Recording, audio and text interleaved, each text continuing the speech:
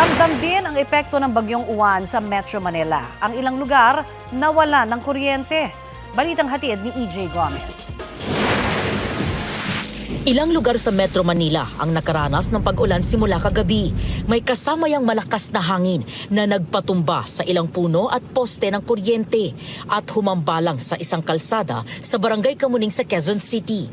Dala rin ng malakas na hangin, nagsitumbahan ang mga yerong nagsisilbing bakod sa tabing kalsada ng EDSA sa Barangay Katipunan.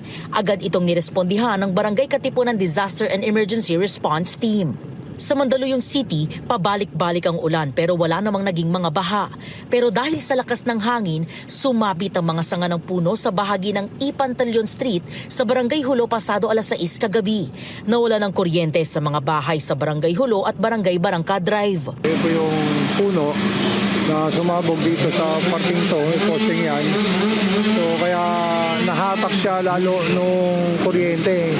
So nagagalan din sa puno, kaya yan po, ang laki po nung damage nung pinaka-kuryente. Meron nga hong bumaksak na mga napuno dun sa wire ng kuryente, kaya yun po yung dahilan ng pagsabog. Mga isang oras lang po nakarating po agad ang Meralco at sinimulan na po ang pagtatrabaho. Mahigit kumulang mga nasa siyam na boom trucks po yung dumating. May mga tatlong mga pang-hold sila ng mga sasakyan at mga kanilang mga crew. Hindi bababa sa 5 truck ang dami ng naikargang naputol na sanga at bahagi ng puno. Yung mga nakatira nga pala sa malapit sa ilog, paalala lang din po yung mga saksakan ulit natin.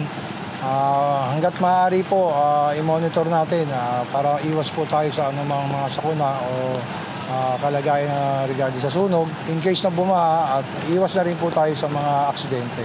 Umabot ng 9 na oras ang clearing operations. Pasado alas 12 ng madaling araw kanina nang magsimulang bumalik ang kuryente sa lugar. Naging maulan din sa Marikina. Umabot sa pinakamataas na 14.5 meters ang antas ng tubig sa Marikina River pasado alas 9:30 kagabi. Alas 2 ng madaling araw, bumaba na ito sa 14 meters. Hindi pa man nag-aalarma sa lungsod ay nagkaroon na ng preemptive evacuation. Nag-ikot kagabi sa ilang evacuation centers si Marikina City Mayor Maan Chodoro para kamustahin ang mga lumikas mula sa low-lying areas.